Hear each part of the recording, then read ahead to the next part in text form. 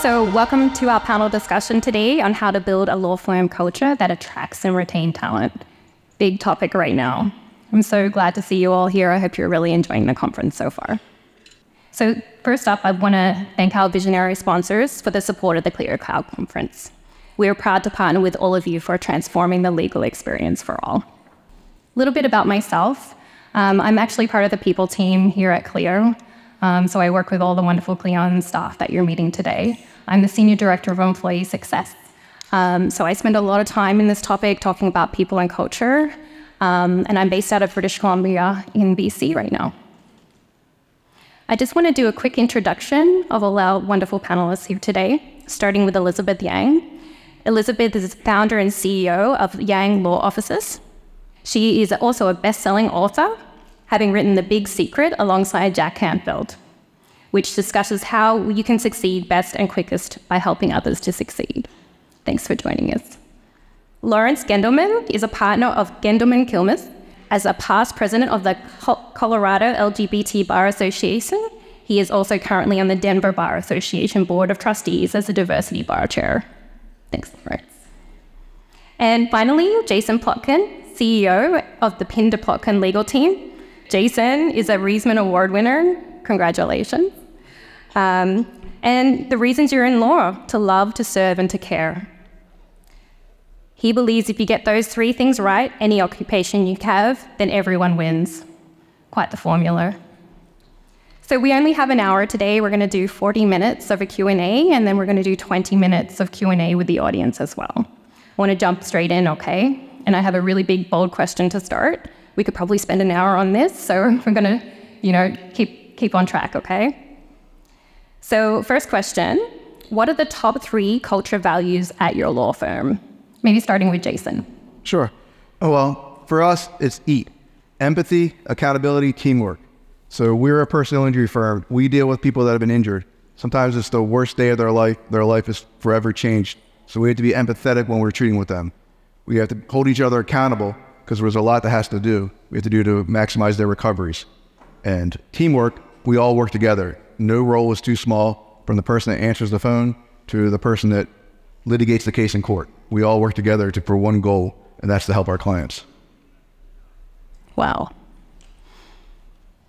About you, Lawrence? Yeah, I'd say number 1 is that we are not ego-driven, right? We are all here, again, for that same common goal, whether you're a partner, whether you're a receptionist, whether you're an associate, whether you're a paralegal. Everyone has a voice. Everyone's voice matters. We really try not to subscribe to these older, I should say, like our more traditional law firm models, where there are these, tensions and kind of divisions between associates and partners and such. I'd say that's probably one of our biggest pillars. For us, we do serve really, really diverse clientele as well. So having a culture of inclusion, for our clients, we also want to model that within our own staff.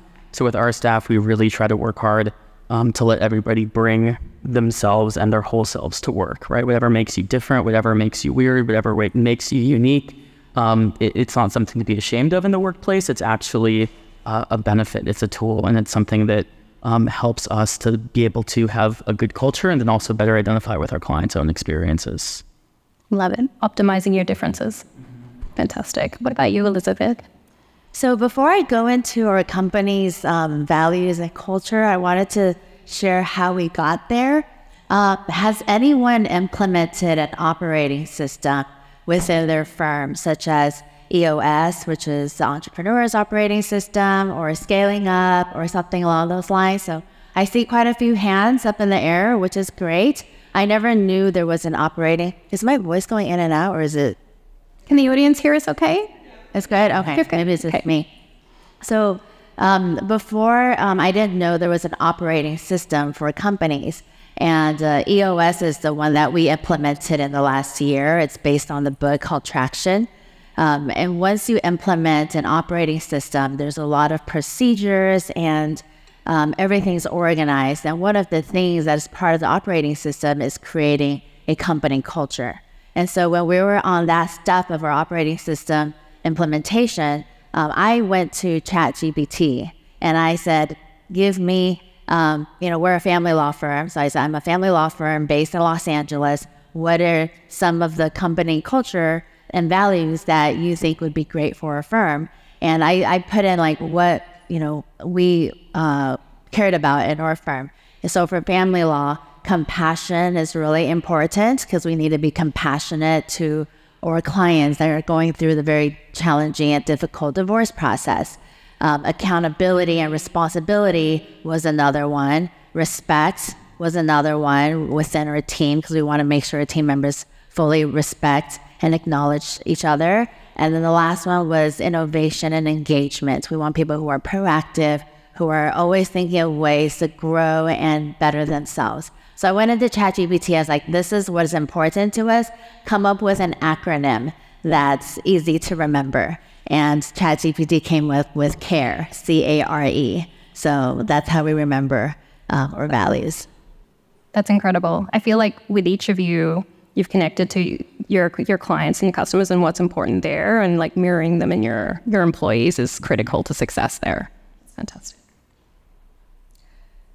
Ooh, big one. How do you create a culture where lawyers are supported both personally and professionally, especially right now? And I think over the last couple of years, we're seeing that blend, especially with COVID, work from home, like having, I guess, gates between both professional and personal lives. There's no real breaks in between. And I'd love to understand what that looks like for your cultures. Maybe starting with you, Lawrence, like diving in. Yeah. So we have a hybrid environment for all of our employees. Most of our non-attorneys are in person like 3 days a week. Our attorneys are in person about 2 days a week. So part of, for us, of creating this culture involves, embracing the hybrid workspace. And having some balance of in-person and remote, right? We found that while I think there was a time that people really were valuing all remotes, that people really are now craving in-person experiences and in-person connections again. And we have to reflect that within what we do. So we do happy hours at least once a month. Whenever we hire a new employee, we'll always do a happy hour and have everyone come down. We have offices in 2 different locations. We're on both the western slope, like the mountains of Colorado, and in Denver. So we'll do quarterly days where the whole office will get together. Once a quarter, we'll all do Denver. One quarter, we'll all go up to our Frisco office the next quarter. And we'll have, in-person discussions there that are mostly focused for the day around things that are more, in terms of like a culture and operations and making sure that people are on the same page and connecting and team building. So those are a couple of the things that we specifically do. We have weekly staff meetings where we have everyone turn their cameras on just for those meetings, to make sure that we're all remembering that we're talking to people, right? Not just people who are behind, a Teams messaging service or an equivalent. So yeah, those are some of the things that we specifically do. And since you've started implementing those things, like what are you hearing from your employees? What's the feedback been? It's interesting. First is that we thought it would be that there'd be resistance to going from remote, which we were during the pandemic, into hybrid, and there wasn't. People were excited to come back into the office and to actually like interact with their paralegals and their staff and their clients in person. Yeah. We find that like Wednesdays, there's no space at the office because everyone wants to be there at the same time and everyone wants to be there together, and they're all hanging out and having this casual contact that they seem to really value. And from the feedback I get, that makes them really happy. That's fantastic. No. Jason, what about you? Like, what is your firm doing to like support both professionally and personally, that mix? Sure. Well, it all comes together to listen to your employees. It's showing respect, appreciation for the hard work they do. And while we're pushing for a hybrid, since the pandemic, pretty much all of our new hires have been virtual, but our core team that was in person beforehand, they really like to be in person. So it's listening to them and making sure that they have the tools they need and the ability to come into the office whenever they want to come into the office, and still encourage them to be hybrid. Snow days are gone now, right? We're not in Colorado. We get snow occasionally, but it usually kind of shuts things down. But not anymore. Everybody has laptops, voice over IP. They have all the tools they need to do to give them that flexibility. If a child is homesick, they can work from home.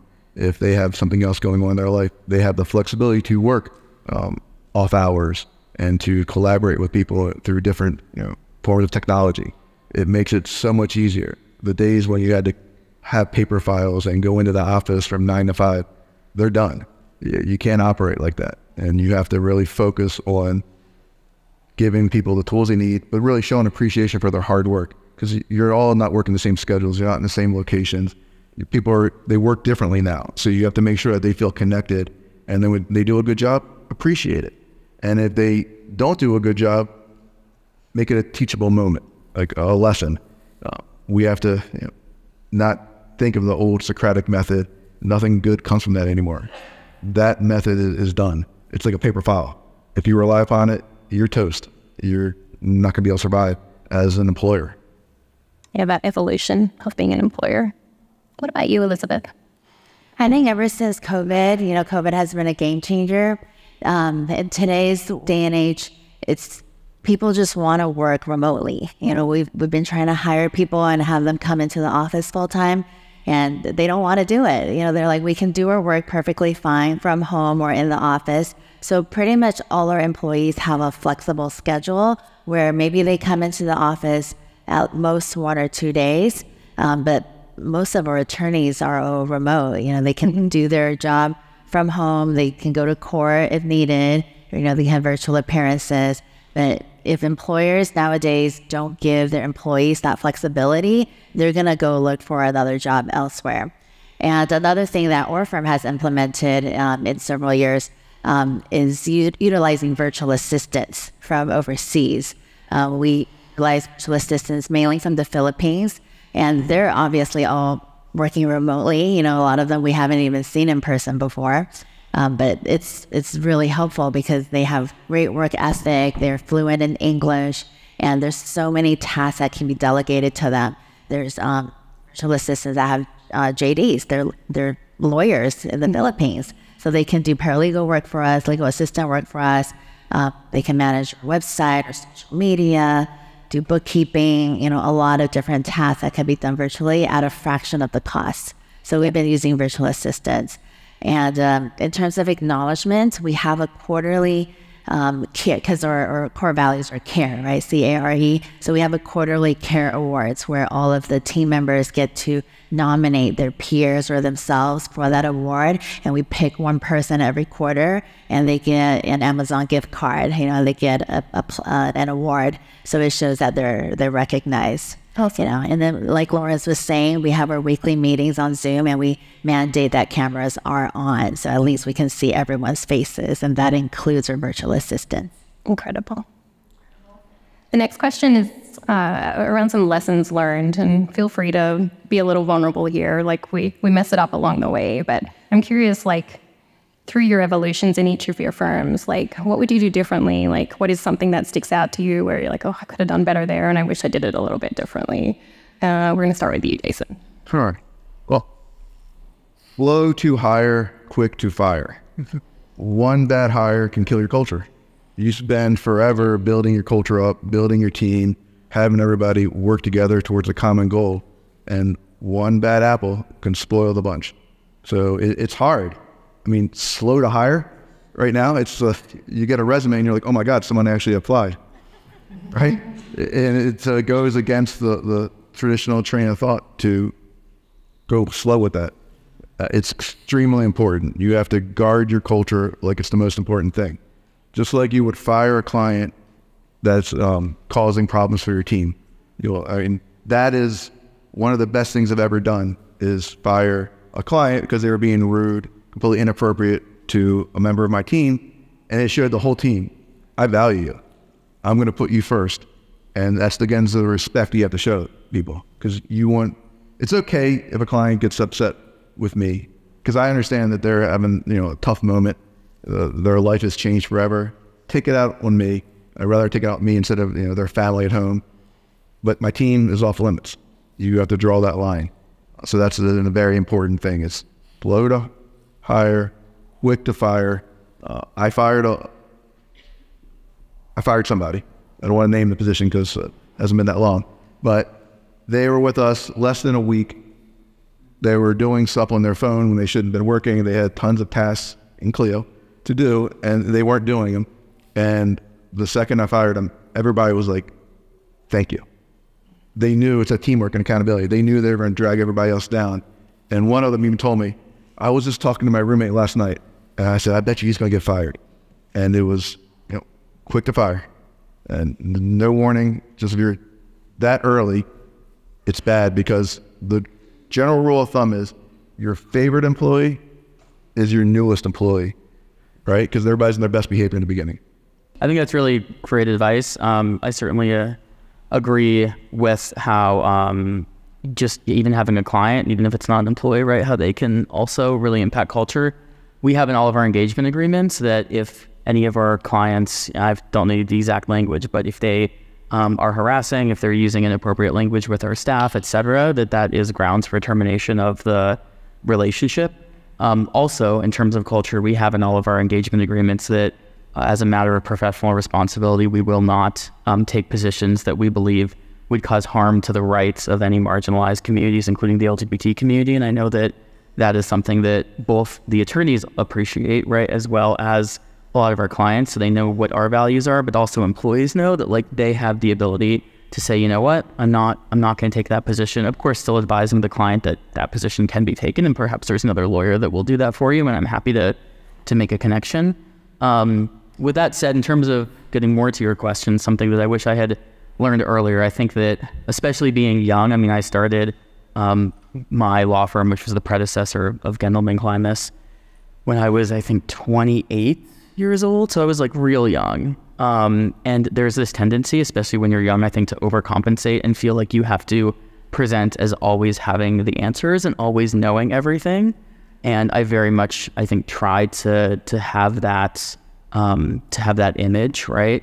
And what I wish I had done is had a more vulnerable leadership style early on and been comfortable saying to employees, that's a great point. I don't know how to address that, but like, thank you for telling me. I will think about it, and I'll get back to you. Or I'm going to think about it. I don't have time this week, but hopefully next month I'll set some time so I can address this. But sharing that, just like they don't always know the answer and they don't know the best way to do something, that you also, right, are in that position, and being comfortable with, I don't know, I don't have the answer. Thank you for telling me. It's something I'll work on.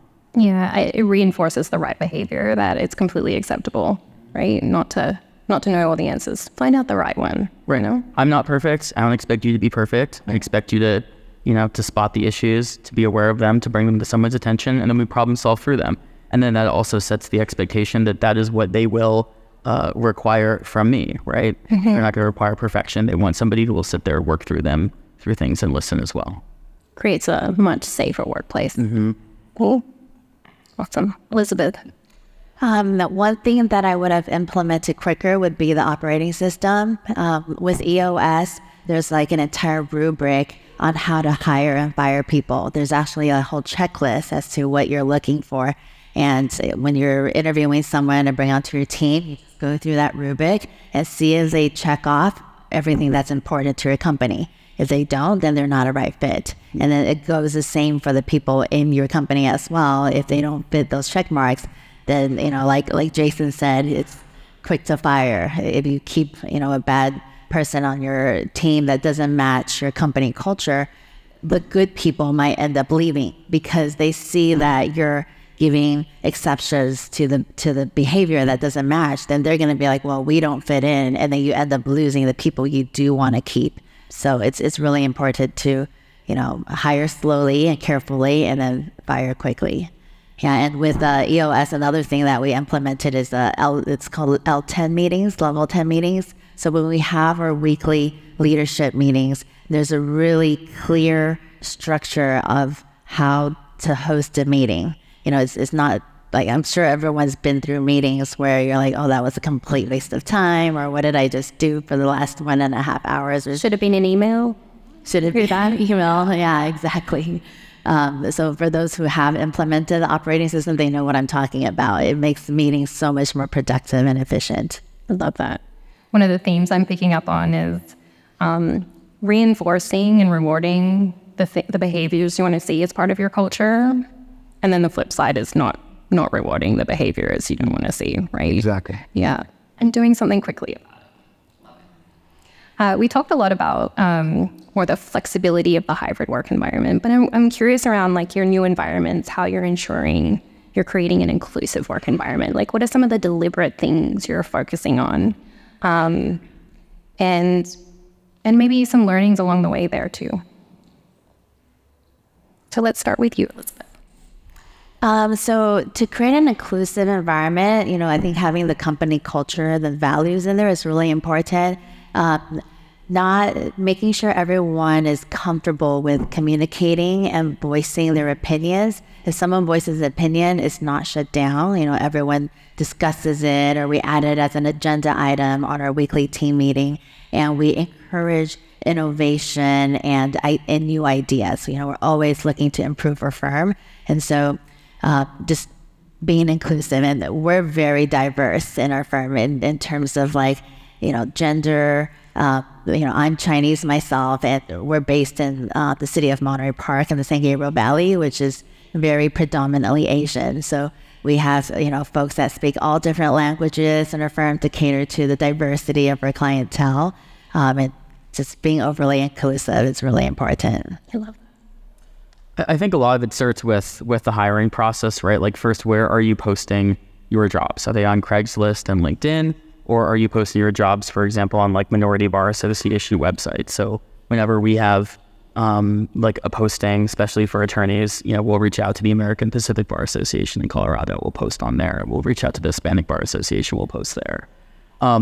Hiring, no one has the perfect formula. I'm sure, as of all people, for how to hire, right, and get the right people. But I like to think of it kind of like dating, right? So what are you going to do if you're going to go on a date with somebody or a second date with somebody? You're going to probably Google them. You're going to see if they have a Facebook profile. You might learn something there. You're going to go look at their LinkedIn. I usually see, what were they involved in college or in law school. That might tell me a little bit about their culture and their values and what they like to use their spare time doing. In interviews, I'll usually ask a question about, how would you feel working with a particular type of client? And I'll usually use a diverse one. So I did a bunch of pro bono asylum cases under the Trump administration. And, I said, hey, I have these, pro bono transgender Honduran women right now that I'm representing. How would you feel if you were representing one of these people? What challenges would you anticipate? How would you feel about that? And just kind of getting some question in my interview that gives me a guide as to, who they are and the level of open-mindedness. And you're looking for like an authentic signal from them around how they would respond to something like that. Right. And I don't necessarily care much about the content of the answer, right? As long as it is somewhat thoughtful and that they are not entirely caught off guard by the concept of representing somebody, right, that is different than themselves, and that they can roll, with the question. Just something genuine, right, as an answer. Yeah. So making sure everybody feels inclusive. It sounds counterintuitive, but treat them differently. We're at a unique time in the world right now. This is like the first time where there's 4 to 5 generations in the workforce at once. At one point, we had baby boomers down to Generation Z in our office.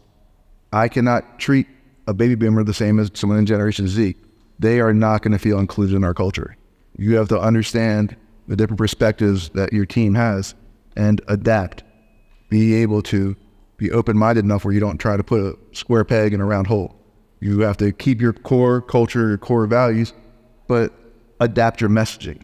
Some people need to be coddled. Some want to be treated firmly, succinct. They don't want to, have these long conversations where you draw out stuff. They want direction, quick, good, bad, indifferent. So you really have to figure out what your team wants and treat them like that. And then they're going to feel included with everybody else. They're going to feel like their voice is heard, they're appreciated. That was one of the biggest epiphanies I had during the COVID, when I started doing a lot more self-reflection and looking at our team and how the world was changing, was this aha moment as we were implementing stuff. Because, let's face it, COVID was terrible for employers, right? You had people on very far spectrums, people that didn't want to leave their bedroom, people that didn't care. It was fake. You had to be open and treat everybody the same, but with empathy. One size does not fit all. Yeah. Yeah, I have a term for this. I'm sure I didn't come up with it and heard it somewhere, but instead of, treat people how you want to be treated, treat people how they want to be treated as the like alternative golden rule. So I'm going to name it. Hiring is really hard right now. So you're just going to give them all the advice here. It's, all the answers. But what's your secret to hiring top talent? That quality, have you nailed it yet? What are you working towards? What is that secret that works for your firm? Or it doesn't, right? What are you aspiring towards? What do they look like? Whoever wants to go first, jump in. I mean, I think I gave kind of my approach when it comes to hiring, in terms of making sure that they're fitting into culture, in terms of the top tier, right? The hard skills, right, that they need to have. I don't know if anybody has really mastered, the way to do that. We have all these, I think, traditional understandings, based upon what their GPA might have been, what kind of law school did they go to, what were their former jobs, who were their former employers, do they have decent references? I mean, we certainly look at all of those as part of it, but as terrible as it sounds, at the end of the day, it's usually a gut feeling. I'm usually considering all of that. I'm looking at the cultural piece of it, and I'm thinking through, can I imagine my paralegals actually interacting with this person, what that interaction would look like? Can I imagine what, the receptionist is how they're going to interact? How's this person going to handle when I call them with a last minute thing? And are they going to be, open to feedback, or are they going to be resistant? I try to just pick up on as many of those little things as I can and soft skills in interviews. I will say, I don't know how many firms these days really call references, but I do call references, and I will talk to former bosses and ask specific questions about how do they receive feedback. I feel like that is one of the biggest challenges I have with employees, especially younger employees, and that they haven't necessarily developed that skill yet. Not their own fault, but I think that most of us enter the legal profession with not necessarily having those skills, and we kind of harden up, right? Yeah. With time, and learn that feedback is good and that feedback is a gift, but younger employees haven't figured that out yet. So that's usually one of my big questions I really focus on. Mine's personality. We want to make sure that their personality is a fit. If you graduated law school, if you have some experience in litigation, you can join our firm as a personal injury lawyer. We can give you the training, the support to help build your instincts. But is your personality, are you going to be a match? I once had a business coach tell me that I like to assemble the bad news bears, because I like people with chips on their shoulder, right? You don't have to go to the best schools, the best GPAs. I want people that have that chip, that they're ready to go fight for our clients, and they don't care about anybody's credentials. They first admit, Harvard and Yale rejected me. I have the rejection letters framed in my office. I'm much more successful than most of the graduates. So there you go, Harvard and Yale. Write that down. I want to say a lot of it actually has to do with luck, right? Because I've hired and let go of a lot of people over the years, and the ones that have stayed and are the top candidates, they come from all over the place. And I have a top attorney that I just found off of Indeed. My top paralegal, I actually found her through an internship program through the LA Chamber of Commerce. And like Jason said, people with chips on their shoulders, maybe, they had a criminal background or something that happened in their past, but they're willing and much more willing to work harder than the average person. And they're grateful for their job, and they rise to the top. So, that was complete luck. I just volunteered to, bring in some interns with the LA Chamber of Commerce. And, now she's my top paralegal, who's in this room actually. And, yeah, so it's really luck. And I guess we can increase that luck by just, going through the numbers, hiring, looking at more resumes and more people before bringing on the right person. But it's, the top people just come from the most unexpected places. So we get them in the door. How are you retaining these people? What are some of the critical pieces that you've seen be successful in retaining them and keeping them excited about the mission of your firm? Jason. again, it goes with showing them a level of respect. We have a core management team of the firm that is involved in all the major decisions with me, right?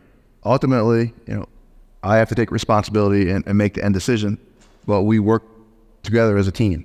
It's making sure that people don't feel like they're left out of the process, that they feel like they can institute change on behalf of the firm, they can bring an idea, and then giving everyone forward momentum. My practice manager started with me when she was in school getting her paralegal certificate. She was a part-time legal assistant. She basically kind of became my assistant, rose through the ranks, and now she can, answer, or she knows exactly what I'm going to say at any given moment, and she pretty much runs the firm, right? She runs the support team. She is my number 2 when it comes to managing the team, our clients. It's great, but just make sure people feel bought in and they feel like they have a voice, and bring them in. Show them the financials. Tony Series, my litigation partner, me and my practice manager, we went off-site about halfway through the year, so somewhere like July-ish, and we just rented a boardroom somewhere away from everything, and we went through the numbers, we went through the direction, my vision for the rest of the year, for the next couple of years, because you can't have a 5-year plan anymore. Look at where we've been in the last 24 months, right? 5-year plans are outdated. You have to have a plan, get through the year, maybe a little bit further, a direction, that's your culture and your vision, but constantly adapt as AI adapts, as Clio adapts, and just make sure you're using technology, but more importantly, incorporate your team into making technology decisions. Don't force it. They have to buy in, because we've all probably been there where we've purchased something that we think is going to be great, game-changing, and no one uses it. And that's worthless. It's a great way to get their buy-in early. I think, again, to that, is this working? Yeah. To leaving your ego at the door, right? As much as you can, especially, we're all in small firms. We can be nimble, we can do things different, and we should. We don't have to have a lot of these traditional notions of large, old law firm hierarchies.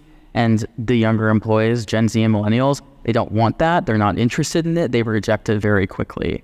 So, for example, in my firm, in terms of the culture that retains people, anyone can put a meeting on my calendar. There's no ask me if you can do that. You just put the meeting on my calendar, and you could do that with any of the partners and any of the employees at all. We have a culture where my paralegal can come in and, we can talk through a case, and he'll say I disagree. I think that's wrong. I think we should do something different. That's not offensive to me at all. At the end of the day, the buck is going to stop with me, right? And it's my law license. I'm going to do whatever I want. But it does say something that we at least have that culture where our employees at all levels feel comfortable saying, hey, I have a feeling about that. This wouldn't have happened in law firms, right? 30 years ago, legal assistants and paralegals wouldn't tell their attorneys they think that they're wrong. But it really does, right? Create an environment where people feel appreciated and they feel like they are invested and that they can actually become part of growing something that they want to be a part of and can be a part of for a long time. When we have, meetings quarterly about what we're doing well, what we're not doing well, what we need to do different, right? Everyone gets to talk. What attorneys say versus what paralegals say versus what receptionists say. Nobody's getting more or less, voice time. All of that ends up getting considered. And sure, the decisions at the end of the day are going to get made by the partners, but everyone is going to contribute to them. And we often will go along with recommendations that are made by support staff because they have most client contact and they have some of the most contentious and emotional client contact compared to the attorneys. So healthy when you can have a disagree and commit conversation and perspective to bring to the table. I think it's really important for the candidates and the firm to match in their values, right? The perfect candidate for one law firm may be a horrible match for a law firm just because there's a difference in their company values and cultures. So it's really important at the get-go to clearly communicate, define, and to let each party know, these are our values and this is our culture. Is this somewhere you want to work? And is this somewhere, we want to hire you? The interview process goes both ways. It's we're interviewing the candidate, but the candidate is also interviewing the firm to see if they want to work here or not. But if we try to sugarcoat it in the beginning and just make it sound really nice, it's not going to work out. Long term, the truth is going to come out, and true personalities, true culture is going to show. Just like in the candidate interviews, and they pretend they're like this top-notch person when they've got all these flaws and weaknesses. That's not going to work out long term either. So having that honesty and then clear communication up front is the best way to go. It's better to understand like we're not a good fit early on than waste time and figure it out later. Yeah, we call that like a realistic job preview or a realistic job culture preview. Like, be honest up front, right? Let them know what they're getting into. We've got time for one more question from me, and then we're going to hand it over to for a Q&A with the audience. Other than compensation, like, how do you remain competitive in your firm in both attracting and retaining your talent? Other than some of these like more general culture things that we've talked about, one thing in terms of I think is competitive is that we do PTO, and I have never denied a PTO request ever. If somebody is an attorney or a paralegal or a legal assistant, like everybody can take their PTO, and I've never denied a PTO request, and I hopefully never will have to. We all just have to work together and trust that we'll pick up slack, right, when somebody wants to take leave and go on vacation. Okay. I'd say number two is we also do unlimited unpaid PTO. So let's say you're running out of PTO and you want to do a thing, I'm never going to say no to that. If you want to go ahead and, go to Europe and you don't have the money and or you don't have the PTO and we can make it work, go. Giving people that type of flexibility, I think that they really appreciate. And again, just everything we've talked about culture-wise, just an environment where people actually want to come and work and feel like they are a part of growing something that involves them. Yeah, I think that work-life balance is number one priority right now. Everyone wants to be able to stay home and take care of the kids, take care of the family, and make a living at the same time. And that's actually one of the reasons I came out and started my own practice to begin with, because when I was working at Big Law in the past, I had no time for my kids and my family. My whole life was about billing hours, and I decided to come out and have the flexibility. But now even non-business owners, they want that flexibility. I had several team members that had children during the pandemic, during COVID, and now they want to be able to stay home and be able to raise their children and still continue working at the same time. So we give them that option to go stay home as much as possible and only come to the office on an as-needed basis. And I think everybody appreciates that work-life balance. With retention, one other thing that we do professional development funds.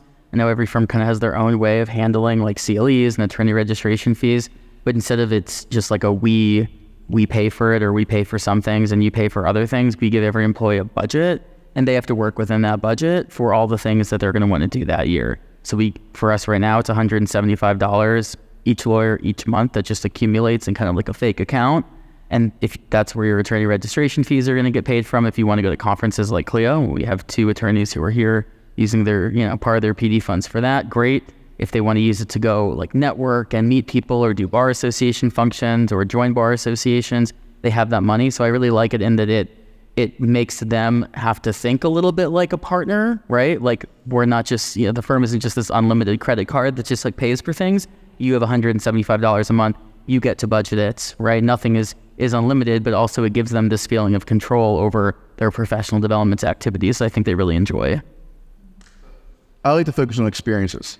As we get together as a group, do things that people wouldn't normally do themselves. We did glass blowing recently, where a bunch of us went down to a studio and we blew glass and everybody got to make something and take it home.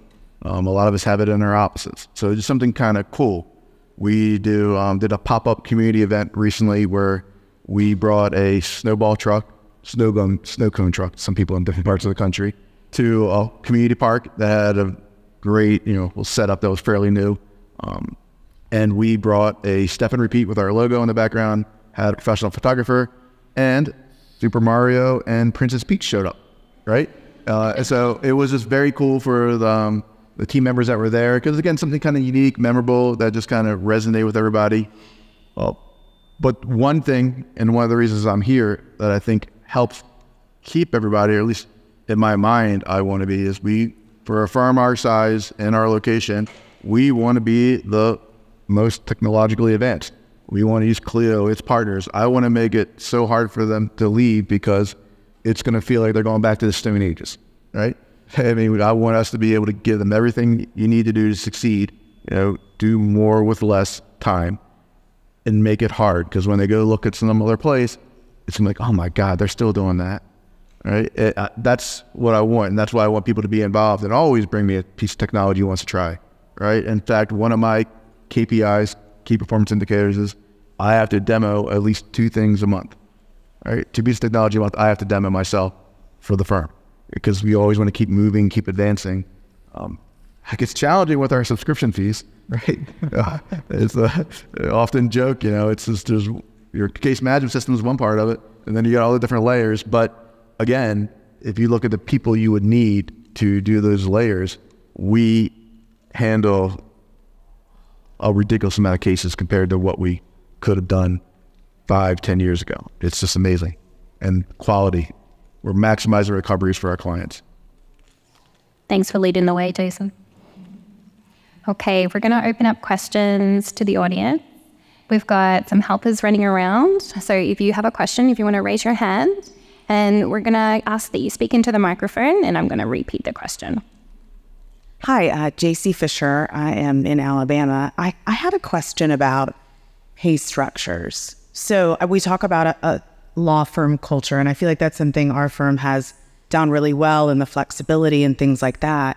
But what we're seeing with specifically Gen Z is like the bottom line really matters to them, and that's fair. And so we're trying to figure out, or what I'm curious about is your pay structures. How did you come to create the pay structure that you have? Your thoughts on bonuses, your thoughts about I guess kind of KPIs for originated work, just stuff like that. I'm curious what seems to work for y'all.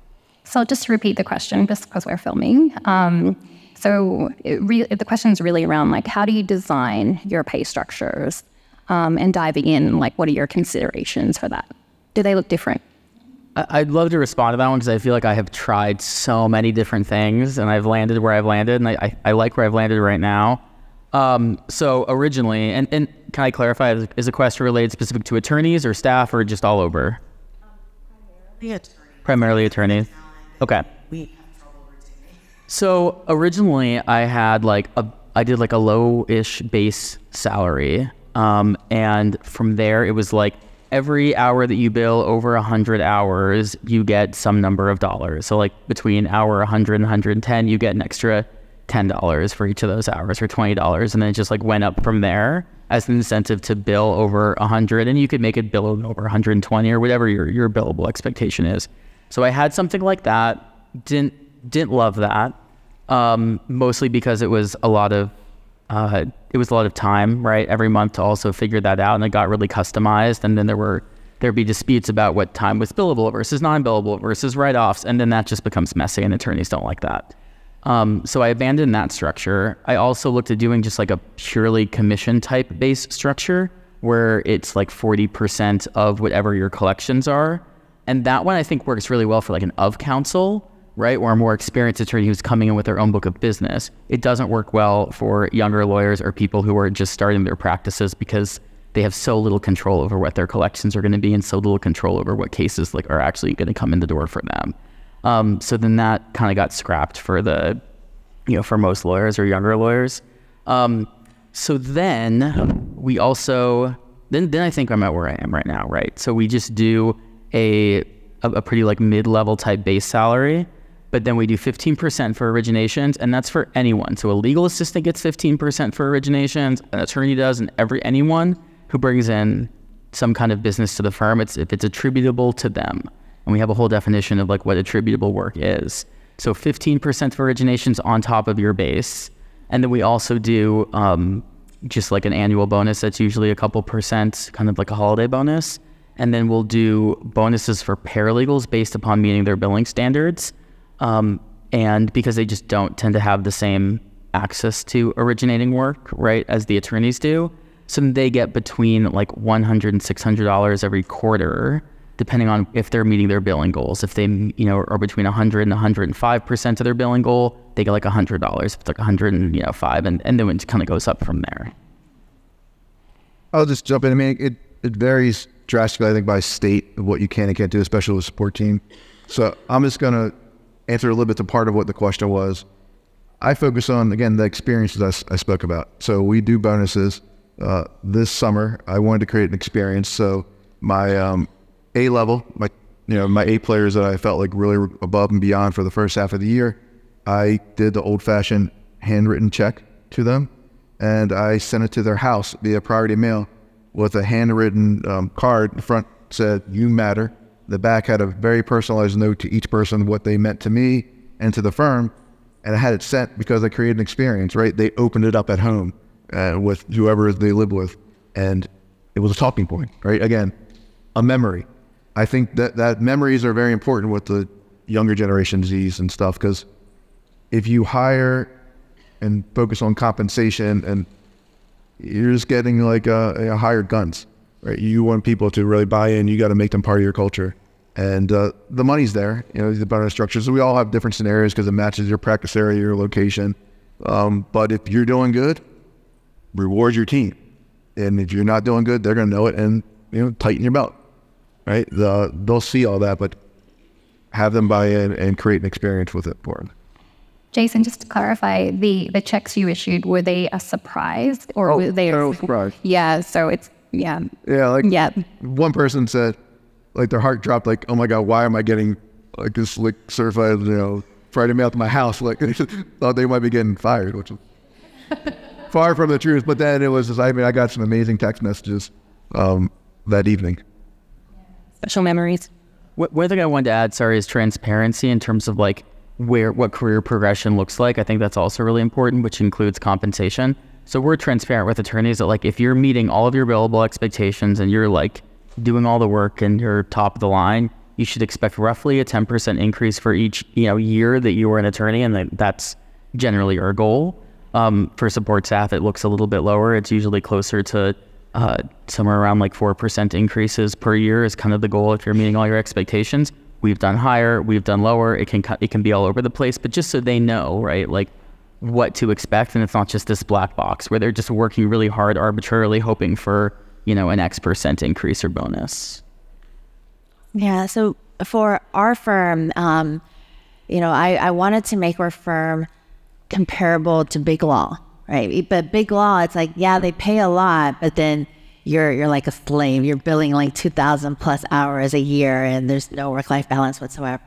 Big law salary is all public, right? You can go on Google, search big law salary, and there's this stepping scale salary, which goes up every couple of years. So what we do is we look at the big law salary. This is how much first years are paid out. This is the expected billable hours. And for our firm, you can take a percentage. Like if you want scale down, yeah. So if they want to, bill 50% of what big law the billables are, then they take 50% of the big law salary. If they want 60% or 70%, they can basically choose how much they want to get paid and how much work-life balance they have. I love that. That's really interesting. Right. The choice, offer, that's flexibility again, right? Putting that power back on the employee. And then to incentivize them to do intake, we also pay them a bonus. So for leads that come in through the firm's marketing efforts, if they are willing to do the intake and the initial consultations and they bring on the client, then they get 10% bonus. If they bring on a client through their own marketing, it's, a friend refers them a case, or they go network and they get a case that way, then they get a 30% of the initial retainer, not the full case, the initial retainer. Yeah, we definitely have a diversity of groups, practice areas here, because you got a lot of billable hours, a lot of things you guys can do, or we're pretty much pure contingency, right? So there's not the traditional billable hours. It's not like a direct correlation. So we have to use a lot of different things and focus on percentage of the verdicts, origination percentages, and other things that aren't quite as easy to track. Wow. Good question over here, Lola. Hey, thank you guys for doing this. So Jason had said something that resonated with me about that the wrong person can ruin your culture. And, that's something that I've seen firsthand. And my question to the panel is really, in our experience, sometimes what we're seeing is that the person who shows up to the interview is not the person that shows up to work. And, slow to hire, I think, it can't just be about that we're just waiting a long time to hire them, right? Like there's something that we're supposed to be doing during that slow period of time. So I'm just wondering if the panel had any thoughts about just ways that we can better align who we're trying to bring in and making sure that that's actually who we're accepting and who we're bringing in. Such a great question. I'll just repeat it just so that we can make sure everyone hears it. So we want to how do you align to what you want to hire and then ensure you're getting that candidate and reaching the reality of who you want to bring in and matching through your interview process. Can I ask a clarifying question? Yeah, go for it. It's like, when you say that it's not the candidate who, was at the interview, is it more about like that these people are like a really bad culture or a totally different culture fit, or is it more like a hard skill thing? Character traits, personality traits. Yeah, definitely a soft skill issue. So we're talking about soft skill issues. So one of the things we do, like our slow to hire processes, we have a HR consultant that handles all our recruiting. It's pretty much part of our team. So people apply, she screens them based upon our culture and what I'm looking for the position. She has a screening call with them, and then we get a summary, which I'm pretty much blind to just about anything about them other than the little blurb she gives me before we then drill down on them. And then the next step will be, for the most part, unless she thinks it's somebody we should maybe take a flyer on because her radar was a little bit off and she wants us to target a couple of things, that would be like a Zoom interview. Otherwise, it's in person with multiple people, not at the same time. And that way we can see how they treat different people in different roles within a firm. So we all get together immediately afterwards and try to ask similar questions so we can see if their answers stay consistent.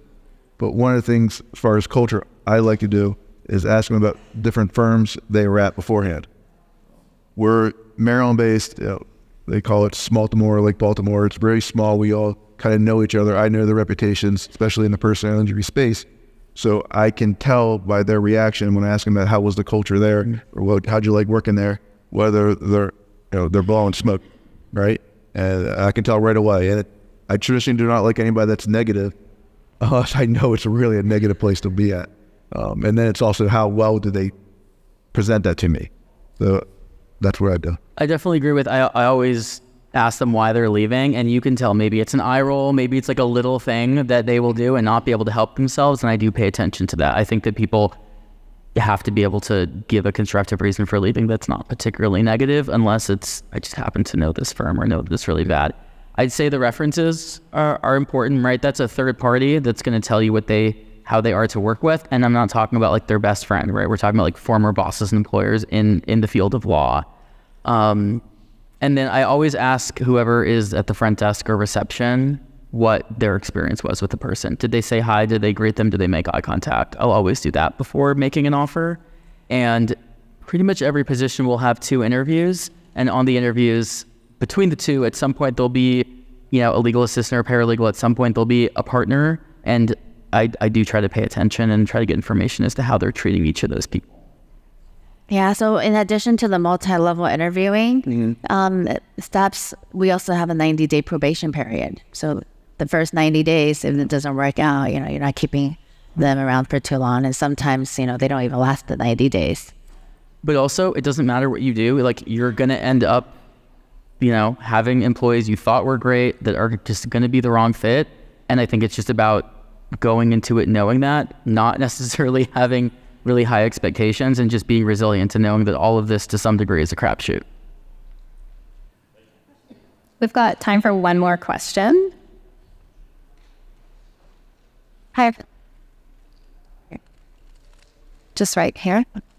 So my question is, you're talking about mid-sized firms. You have a lot of personalities that you have within your team, but how do firms starting out that have 1 or 2 employees create this culture?